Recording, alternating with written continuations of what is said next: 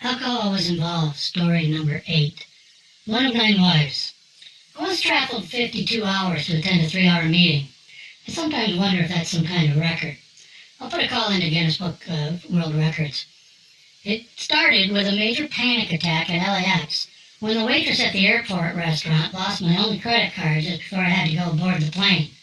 I only carried one card in those days for safety reasons and some traveler's checks and a few $100 bills to bribe some of the custom officials in some of the countries I was visiting on this trip. The cash register and card reader were in the kitchen, and we tore the place apart looking for it.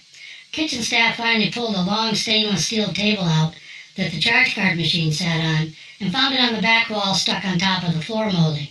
I ran to the gate and made my flight. First stop, London, for an overnighter. This would be my first of many visits during my career to where royalty lives. On this particular trip, I was on my way to actually meet royalty of an absolute monarchy versus the constitutional monarchy of Great Britain, which I've never met and don't expect to meet anytime soon. I've used the phrase, "it's a small world," probably way too many times, but for good reason. I've run into people I know in the most unexpected places. At the airport in Maui, Hawaii. On the plane from Monterrey, Mexico to Havana, Cuba.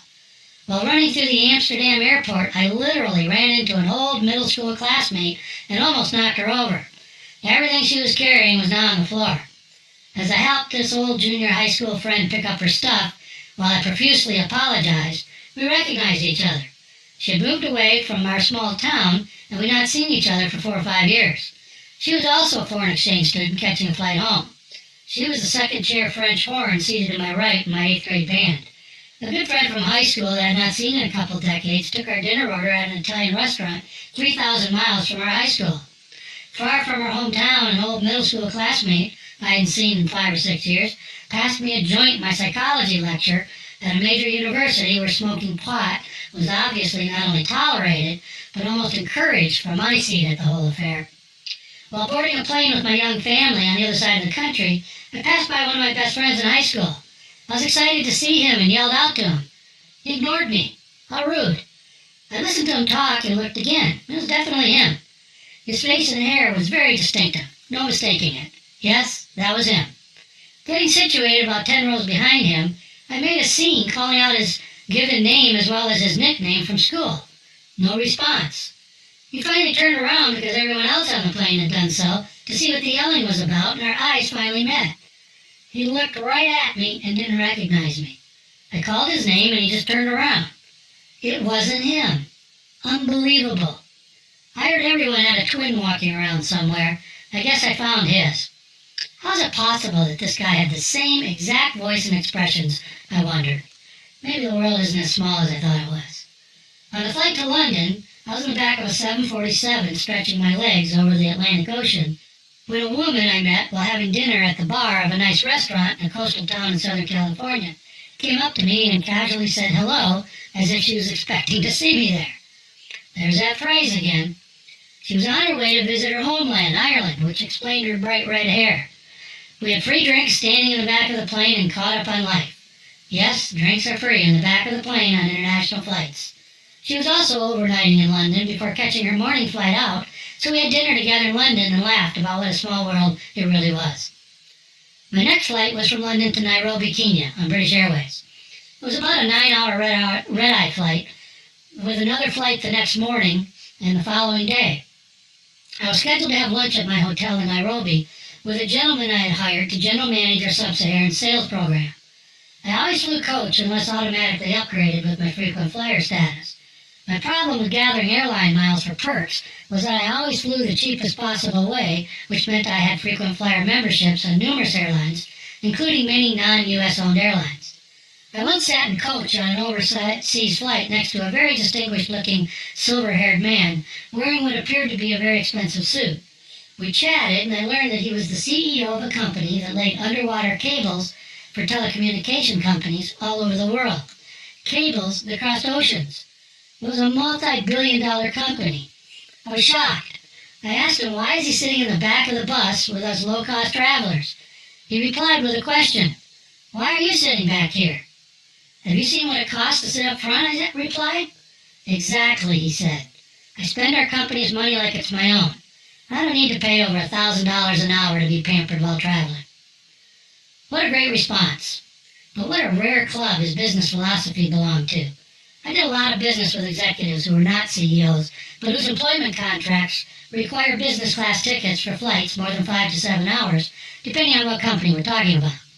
I wondered how this impacted his executive recruiting ability, but thought it best to leave it alone. On the red-eye flight to Nairobi, I noticed an African-looking man sitting on the aisle a few rows up from me. His face was beaten pretty badly and obviously recently. He appeared to be traveling alone. The staring and gawking eyes seemed to me to be making him visibly uncomfortable. I was enjoying the free booze, which always numbed my fear of flying, and went back to the galley in the rear of the plane to get a refill. I asked one of the flight attendants, also African-looking, and I learned later from Nairobi, if she knew what happened to the guy on the aisle with the bloody face. She got very excited and said he was a professional boxer and had just won a big fight in London. He was Kenyan and famous, but obviously not famous enough to get a ride up front. I told her he looked sad and uncomfortable for just winning a big fight. She said that I should go talk to him. So I did. I kneeled in the aisle for what seemed like hours while we chatted and enjoyed free cocktails together. He was getting some attention now that I had made it obvious he was somebody. He was now smiling and laughing. For the life of me, I can't remember who he was, but I guess his weight class was probably light middleweight. He was now getting some attention as the people around us could hear our conversation, and I think that made him happy as well. Must have been a hell of a fight by the look of his swollen and cut face. My knees were killing me from kneeling, and I returned to my seat, which was also an aisle seat. I won't travel long-haul flights unless I get an aisle seat. I like my freedom to get up and walk around anytime I like. The flight attendant I met in the galley came to my seat and asked if she could speak to me in the back. I went back, and she told me how great it was that I spent so much time with him, and that clearly made him happy. She invited me to later in the afternoon after we landed, go to a local sports bar with some of her friends in Nairobi to watch Kenya's soccer match in the World Cup. I wholeheartedly accepted. I love having a local host in foreign countries, particularly if I've never been there before. I'm in. After lunch, and to the surprise of our sub-Saharan GM, she and one of our girlfriends, who was also a flight attendant, picked me up at my hotel. Upon entering the sports bar, which was packed for the big match, I realized that I was the only white person in sight. I stared. I was a little uncomfortable walking in with two local gorgeous women. There was a large table of her friends who had saved some seats for us. They were all very professional speaking and looking. As we introduced ourselves, it turns out that all of her friends were actually also British Airways crew members, stationed in Nairobi, including the captain and cockpit crew of our flight in from London early that morning. It was great fun. We had a lot of laughs. I don't recall if Kenya won their match or not. The flight attendants wanted to go dancing, but I declined, as I had to get back to my hotel and get some sleep before my next early morning flight. I was up almost the previous night and I only had a few hours sleep after checking into my hotel. I also had a white man's disease when it comes to dancing, and I was somewhat intimidated by these two beautiful women. I didn't think I was in a position to escort or bodyguard them in what might be an all-black dance club in a country I have no experience in. I passed. I was also still married at the time. From Nairobi, my next flight was to Johannesburg, which was still not my final destination for the infamous 3-hour meeting. I was meeting an executive colleague there, and we were flying on together to the meeting. His company had a piece of software that worked nicely with ours, and I asked him to support the effort. He was ironically from London, but was already in Johannesburg on business, as he was the EMEA director for the billing company's software we wanted to integrate with our telecommunications facility management software. The A in EMEA stands for Africa. The relatively short 4-hour flight was uneventful for a change, and I enjoyed the break just relaxing in my cheap aisle seat. He met me at the airport, and we had time to have lunch and strategize the meeting, which was in Mbabane, Swaziland. Some African trivia. Swaziland is a landlocked country with one of the few remaining absolute monarchies in the world. It was under British rule from 1903 until it gained its independence in 1968. It changed its name from the Kingdom of Swaziland to the Kingdom of Eswatini in 2018, which means place of the Swazi in Swazi. I'll use its name that it had while I was there for the purpose of this story. The co-founder of our company had a home there and developed some of the software for the telecommunications company there. I was being brought in to meet with the telecommunications minister and his management team to discuss a more robust solution for all their services and automating the business and operational support systems.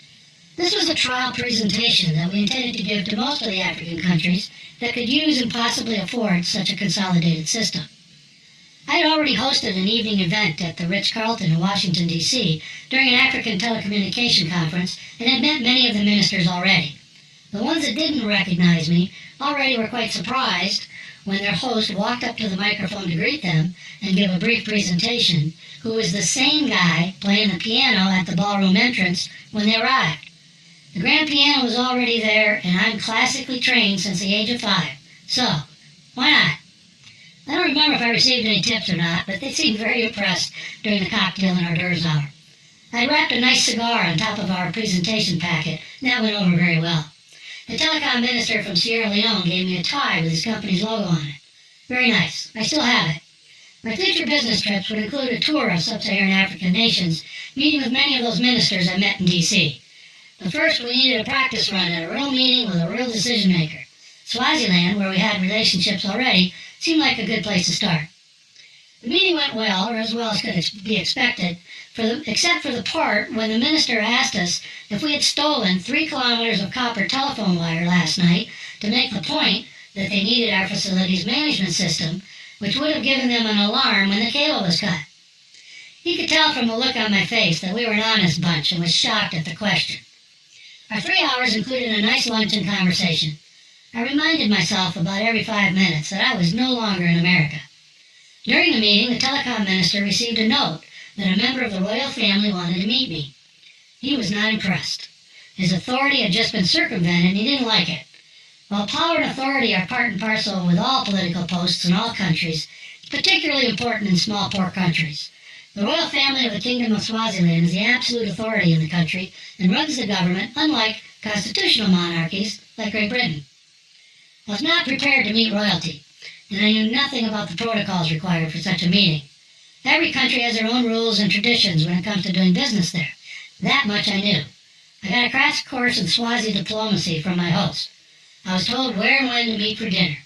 I still didn't know who I was meeting. I went alone to perhaps the only nice restaurant, as we might define as nice, and as I was the only one invited. When I arrived, it was obvious the staff was waiting for me, and immediately directed me to a table with a woman and a young boy. The woman was dressed in what I believe was traditional formal Swazi or perhaps Swahili attire. Bright colors, bright red, orange, yellows, beautiful headdress-type hat. The boy was smartly dressed, and it was clear that they had money. All was very formal. I soon learned that my dinner date was none other than one of the king's wives and her son. I believe at the time young King Mswati III, barely in his 30s, had 9 wives. His Majesty had sent this beautiful member of the royal family to find out exactly what I was doing in Swaziland, how my meeting went with the telecommunications minister, and how I was going to help his small country. She was reserved and sweet. I was made to feel welcome as their guest. We had a nice dinner, and I gave the minister lots of praise for his handling of the opportunity presented. Before leaving Swaziland to go back to Johannesburg, I was invited by a friend of our co-founder to attend a dinner in his nearby village. His rather large family greeted me and made me feel like royalty. We went to a small local restaurant where I was also excitedly greeted by all. An old woman was scurrying around and making a fuss. She was the mother of the owners and wanted to make me a special dinner that I later learned is reserved for only the most special holidays. I also learned that I was the first Caucasian ever to eat in the establishment. It was patronized by local villagers only. Most, if not all, of the attendees had never met an American before. They were incredibly kind and generous. It was quite an honor that I am eternally grateful for. Arriving for an overnight in Johannesburg, I had arranged for a meeting while in Swaziland with an attorney in Johannesburg to discuss some funding for the African projects. The law offices were directly across the street from my hotel. When the doorman, flanked by 2 armed security guards, asked me where I was going, I told him, across the street to a meeting. He replied, "You won't make it with that," pointing to my leather briefcase. "You will be dead or without one of your arms before you get to the other sidewalk." He informed me that people were being killed or arms hacked off with a machete just to get the cell phone someone was carrying, much less a nice briefcase being held by a man in a nice suit. "I'll call you a taxi," he said. I wonder what the world's record is for the shortest paid taxi ride. Mine was about 20 seconds. The taxi did a U-turn and drove up onto the sidewalk in front of the office building's front doors, where two armed security guards in military-looking uniforms opened the car door for me. I was not having fun. The meeting with the attorney was short and to the point. Instead of a taxi ride back, the two office building armed guards walked me across the street and safely delivered me to the two armed guards of my hotel. I needed a drink. My London colleague suggested that we get dinner and then go to a club that he likes to go to and look at eye candy, as he liked to call it, whenever he's in Johannesburg, which I assumed was often. I like candy, so I said, okay. The club was like many I have been to around the world, disco style with a DJ and large dance floor. The club was all whites, and I was getting a real education on exactly what was going on in South Africa at the time. The transition from the National Party government, who had ruled the country since 1948, and had advocated the apartheid system for most of its history, to the African National Congress, who had been outlawed in South Africa since the 1950s, where its opposition to apartheid was still in process. Crime had spun out of control. It was worse than the Wild West in the young United States in the 1800s. Buildings were surrounded by razor wire. Many commercial establishments had to have armed guards to operate. Nelson Mandela had successfully led the transition, but it was still a dangerous and bloody place to live. He did his best. The more I heard from the local whites in the club, the more I wanted to go home. My plane left for Nairobi the next day. We drank and enjoyed the eye candy, but I don't remember having fun or laughing much. It was a scary place. I was asked to dance by a beautiful girl and couldn't help myself. I had just enough adult beverages to think I could dance. When we hit the dance floor and started to dance, I put my arm around her waist and felt the butt of a pistol stuck up in the back of her pants under her blouse. I stupidly asked, "You're armed?" She said, "Yes, of course. Most everyone is." I apologized, grabbed my drunk London friend, and left as quickly as possible. On the taxi ride back to the hotel, we heard numerous gunshots around the neighborhoods between the club and our hotel. It was a surreal feeling, as if being transported into a movie about Johannesburg with my newfound knowledge of the dangers that lurked in every direction. I had feelings of fear and empathy. I should have never left the hotel. Alcohol was involved.